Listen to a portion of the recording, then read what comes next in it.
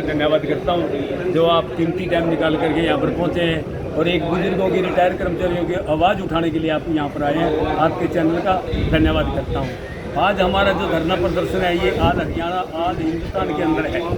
Central government ने पीछे एक विधेयक लाई थी संसद के अंदर, उसमें ये कह दिया कि जो 8वां वेतन योग मिलेगा उसमें रिटायर कर्मचारियों को कोई लाभ नहीं होगा।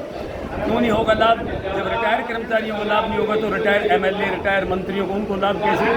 तो इसलिए आज हम अपनी मांगें मनवाने के लिए और उस विधेयक को वापस करवाने के लिए आज यहाँ पर इकट्ठे हुए हैं और हम अपनी मांगों के लिए आज यहाँ धरना प्रदर्शन कर रहे हैं। क्या मांगे हैं?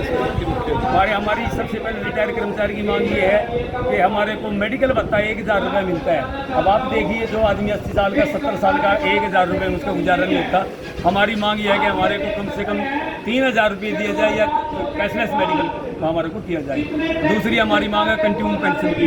जब कर्मचारी रिटायर होता है सरकार उसको पेंशन देती है और वो 11 साल में कटनी चाहिए, लेकिन सरकार उसको 15 साल में काटती है।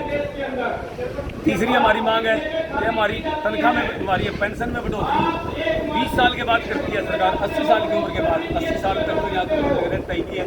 हमारी मांग है कि हमारी 65 साल, 70 साल और 75 साल में हमारी मांगों की 5% के हिसाब से बढ़ोतरी की जाए। कौन से लेवल के कर्मचारी यहाँ पर जो है रिटायर्ड? प्रथम श्रेणी है, द्वितीय श्रेणी है, तृतीय श्रेणी है।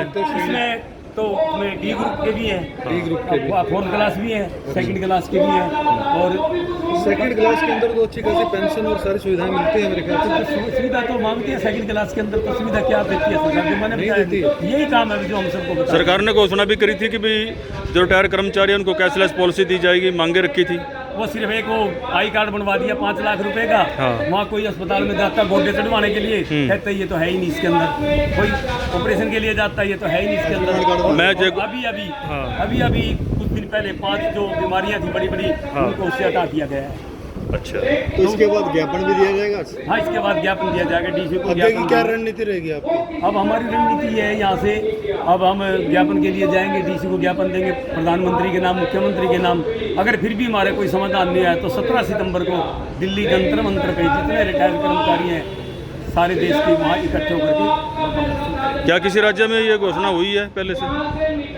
अब पंजाब के अंदर है, पंजाब के अंदर पुरानी पेंशन लागू रखी है और उसने जितने मंत्री एमएलए थे जिसको कोई 6 पेंशन ले रहा था, कोई 7 ले रहा था, उसको निकाल करके सिर्फ 1 पेंशन दी गई है। तो इसीलिए हिमाचल के अंदर है, वहाँ भी रिटायर कर्मचारियों को पेंशन मिलती है। अब तीसरा सरकार ने एक लेटर निकाल दिया कल ही, उस लेटर में लिख दिया कोई भी रोडवेज का कर्मचारी या रिटायर कर्मचारी उस वोल्वो बस के अंदर सफर नहीं करेगा। जब वोल्वो बस के अंदर सीट के ऊपर लिखे होता है मंत्री एमएलए, उनके लिए सीटें रिजर्व की जाती हैं और वो फ्री में चलते हैं। तो क्या हम एक बस बनाते हैं, महकमे को बनाते हैं, क्या हम उसके अंदर नहीं चल सकते? यहाँ तो ये क्या कहा गया कि मंत्री एमएलए इतने गरीब है कि उनको 2 रुपए की चाय मिलती है, 5 रुपए की रोटी मिलती है सरकारी कैंटीनों में। हाँ, बिल्कुल बिल्कुल, मंत्री एमएलए बिल्कुल गरीब हैं। आज जो महंगाई भत्ता दिया है वो तो 2% है और उनको 24% दिया गया है। जितने मंत्री एमएलए हैं उनको 24% महंगाई भत्ता दिया गया है और हमारे को 2% दिया गया है। और हमें तो ये भी उम्मीद नहीं है आगे 2 से आगे बढ़ा देगी। हो सकता है जैसे अटल बिहारी जी ने एक बार 1% दी थी, कभी 1% दी थी। इनके नाम की महंगाई नहीं है। गरीब आदमी के लिए महंगाई है, रिटायर कर्मचारियों के लिए महंगाई है, आम जनता के लिए महंगाई है, आम पत्रकारों के लिए महंगाई है। आज सुरक्षा किस चीज़ की है? आज हम यहाँ बैठे हैं ना, हमें ये नहीं पता कि हमारे साथ सरकार के या किसी और तरह के कोई उपद्रवी आकर के यहाँ हमारे साथ हमला कर देना, हमारे प्रोग्राम को खराब कर दे। आज सुरक्षा की दृष्टि से कोई यहाँ सुरक्षित भी नहीं है।